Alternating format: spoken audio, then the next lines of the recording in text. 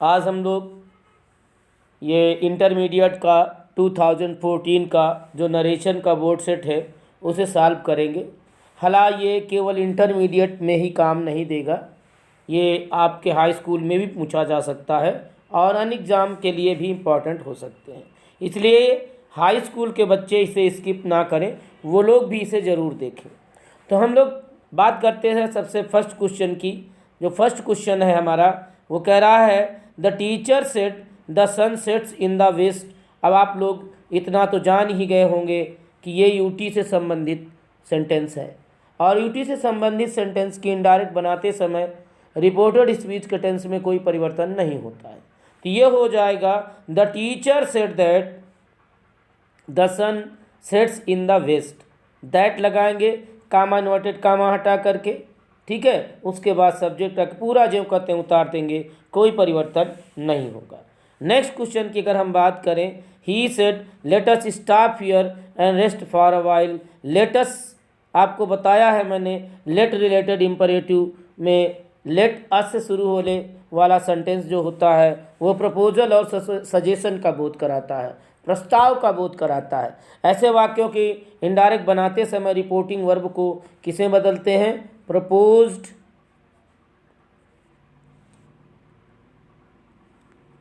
Proposed,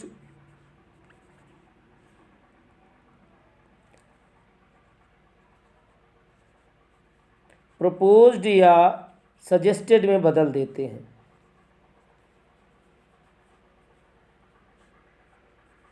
clear?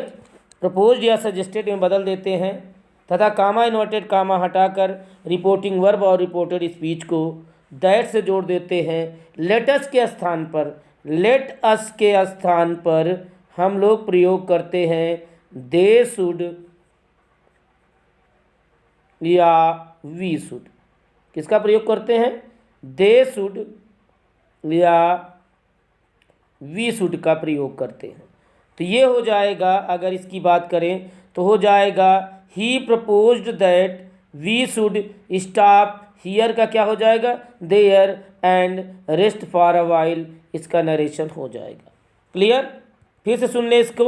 तो ये फिर से अगर सुनेंगे देखें तो हो जाएगा आपका he proposed that we should stop, they should भी कर सकते हैं, stop there and rest for a while. Clear? इसके बाद हम लोग बात करें थर्ड नंबर की। थर्ड नंबर क्वेश्चन जो है, थर्ड नंबर कह रहा he said I must go. Clear? तो याद रखिए मस्ट, जब आप नरेशन पढ़े होंगे या नहीं पढ़े हैं तो मेरे चैनल के प्लेलिस्ट में जाइए और नरेशन के पूरे वीडियो 11-12 वीडियो पढ़े हैं। उसमें जो ग्रुप सी बताया है चेंज ऑफ एक्सिलरी, उसमें मैंने बताया है कि मस्ट को चेंज करते हैं, एक स्थान पर मस्ट नो चेंज होता है, एनसी मतलब नो चेंज, और दूसरे स्थान पर मस्ट को चेंज करते हैं वुड हैव टू में, वुड हैव टू में। अब ये अंतर इसको पता होना चाहिए आपको कि अगर मस्ट का प्रयोग चाहिए के अर्थ में हो, किसके अर्थ में हो? चाहिए के अर्थ में हो, तो इसे ज्यों का त्यों रखते हैं, अर्थात इसमें कोई परिवर्तन नहीं करते। और जब मस्ट का प्रयोग फ्यूचर टेंस के अर्थ में हो तो इसे वुड हैव टू में बदल देना चाहिए। लेकिन एक चीज़ क्लियर रख लीजिए कि मस्ट जब भी सेंटेंस में मिलेगा तो ये कंफर्म नहीं होता कि भाई ये किसका अर्थ रखता है। जैसे यही सेंटेंस को अगर देख लिया जाए, ही सेड आई मस्ट गो, इसका अर्थ ये भी हो सकता है मुझे जाना होगा, और इसका अर्थ भी होगा मुझे जाना चाहिए, दोनों हो सकता है। तो अगर आप इसे चाहिए के अर्थ में लेते हैं, लेकिन ध्यान रखिए प्रायः मस्ट का प्रयोग चाहिए के अर्थ में ही समझिए, लेकिन जब मस्ट का प्रयोग फ्यूचर टेंस के अर्थ में होगा तो सेंटेंस में कहीं ना कहीं टुमारो शब्द का प्रयोग किया गया होगा, टुमारो शब्द का यूज किया गया होगा। तो ये सीधे हो जाएगा ही सेड दैट, क्या हो जाएगा? He said that, he said that, first person subject अनुसार he must go, he must go. Clear? इसके बाद हम लोग बात करते हैं फोर्थ नंबर की।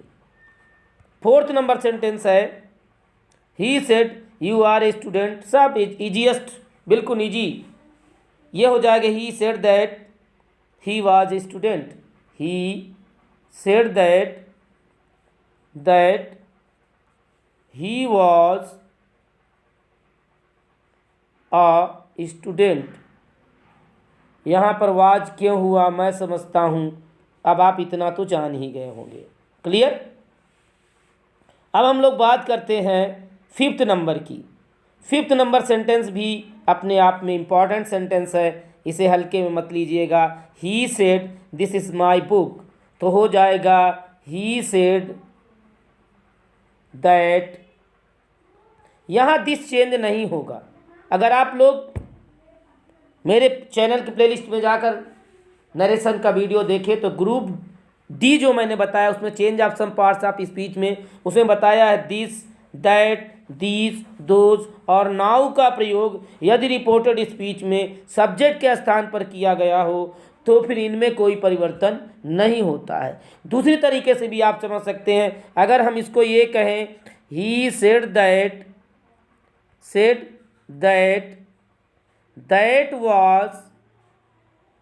was my first person subject अनुसार तो हीज बुक। अब आप यहाँ देख लीजिए, double parts of speech in a sentence is not allowed. एक सेंटेंस में double part of speech side by side is not allowed. Double part of speech अगल बगल में अगर रखी गई हो तो गलत है, तो यहाँ ये दैट नहीं होना चाहिए, ये सेंटेंस अपने आप गलत हो जाएगा।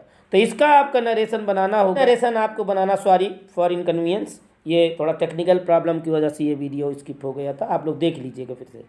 तो ये अगर इसमें हम सही इसका हो जाएगा ही सेड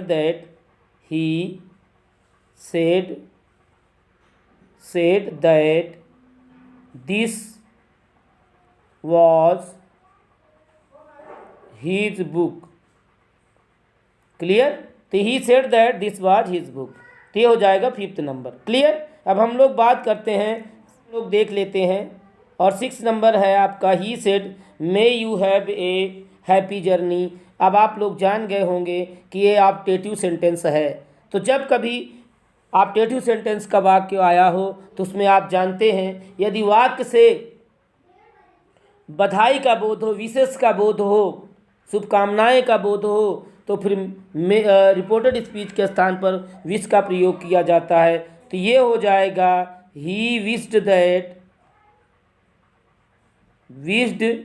दैट। ठीक है। सेकेंड पर्सन ऑब्जेक्ट अनुसार, ऑब्जेक्ट है नहीं तो यहाँ चाहे आई लिख दीजिए या ही लिख दीजिए। दैट आई माइट, मे का क्या हो जाएगा might, I might have a happy journey, ये हो जाएगा आपका सिक्स नंबर। अब हम लोग बात करते हैं सेवन नंबर की। सेवन नंबर है he said the man was coming, तो ये हो जाएगा ही सेड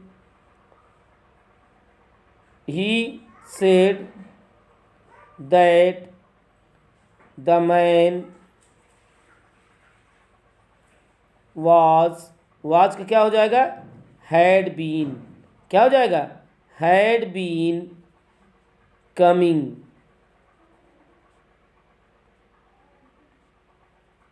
क्लियर।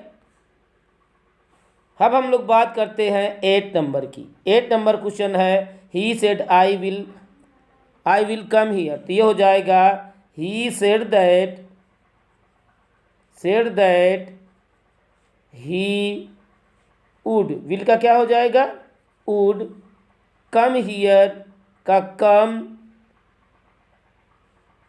कम का गो भी कर सकते हैं, तो हो जाएगा दैट ही वुड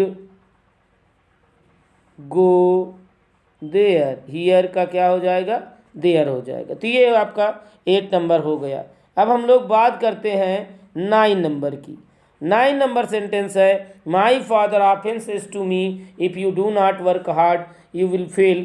तो आप लोग जान गए ये रिपोर्टिंग वर्ब पहले से देख लीजिए सेज है। क्या है सेज है। यदि रिपोर्टिंग वर्ब प्रेजेंट या फ्यूचर टेंस में हो तो इनडायरेक्ट बनाते समय रिपोर्टेड स्पीच के टेंस में कोई परिवर्तन नहीं किया जाता। क्लियर। तो ये हो जाएगा my father tells me, my father my father tells me that, ठीक है, that if I do not work hard, if I do not work hard, comma I would fail, I would fail. आप इसको ऐसे भी कर सकते हैं, my father tells me that I would fail if I do not work hard. इसको ऐसे भी कर सकते हैं, कोई दिक्कत नहीं है। अब हम लोग बात करते हैं 10 नंबर की। 10 नंबर सेंटेंस है, the teacher said I do not wish to see any of you go away. तो ये हो जाएगा द टीचर said that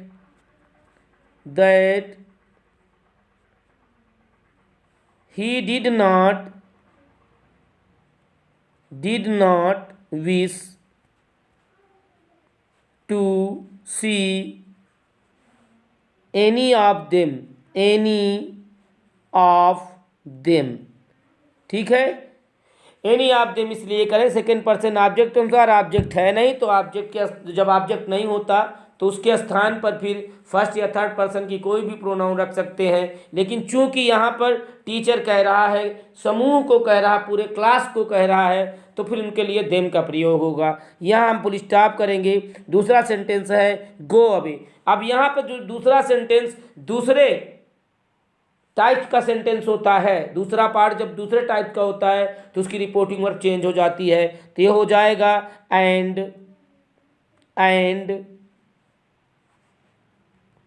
इसे आप देख लीजिएगा, इतना तो हुआ, उसके बाद एंड वाला भी कर देते हैं। ये हो जाएगा and ordered them to go away. ये हो जाएगा आपका पूरा सेंटेंस। तो इसके साथ आपका 10 नंबर समाप्त हुआ। अब हम लोग बात करते हैं 11 नंबर की। The stranger looked at the college building and said how old and magnificent. Very important question, very important, इसे रट लीजिएगा, कभी भी एग्जाम में पूछ सकता है। तो ये इसका नरेशन बनाते समय सबसे पहली बात तो रिपोर्टिंग वर्ब आप देख लिए। रिपोर्टेड स्पीच का टेंस एक्सक्लेमेटरी सेंटेंस है, second type of exclamatory sentence है। लेकिन एक चीज़ और देख लीजिएगा कि यहाँ सब्जेक्ट अंडरस्टूड है। क्या है? अंडरस्टूड है। जब सब्जेक्ट अंडरस्टूड हो तो फिर सब्जेक्ट रूप में इट का प्रयोग करेंगे। तो ये हो जाएगा the stranger looked at the building and said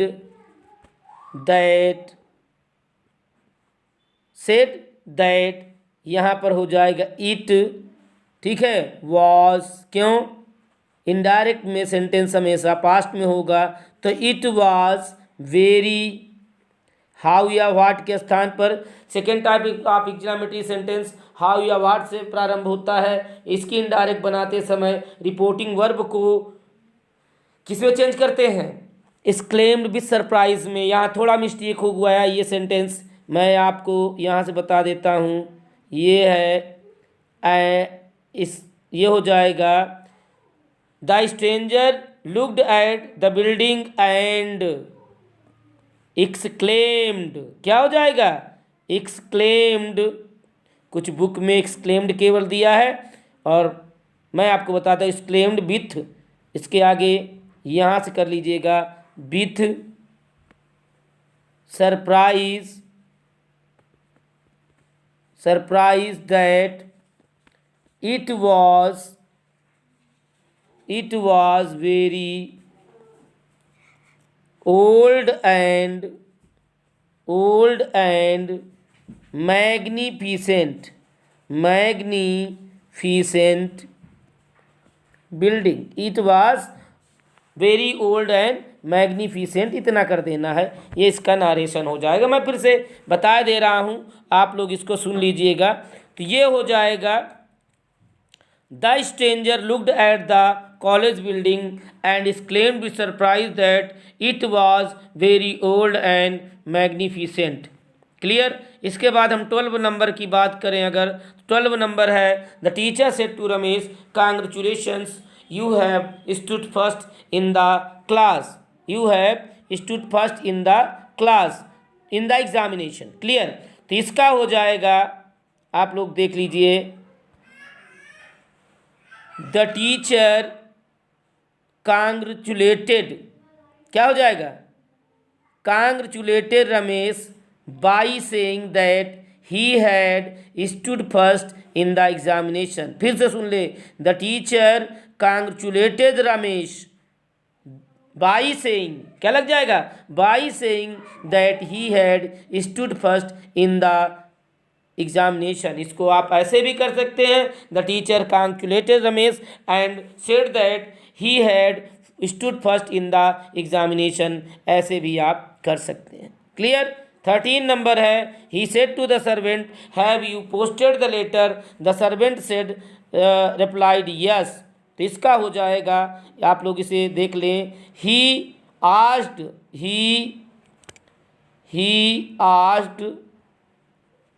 the servant if he had posted the letter, full stop. तो ये हो जाएगा, the servant replied that he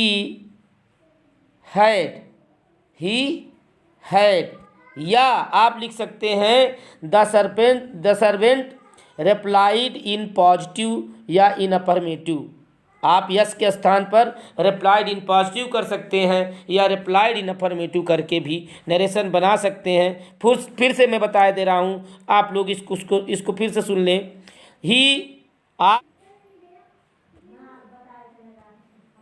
ये हो जाए 13 नंबर। ये कुछ प्रॉब्लम आ गई थी और टेक्निकल प्रॉब्लम, मैं बहुत ज़्यादा टेक्नो एक्सपर्ट नहीं हूँ, इसलिए कुछ दिक्कतें आ जाती हैं।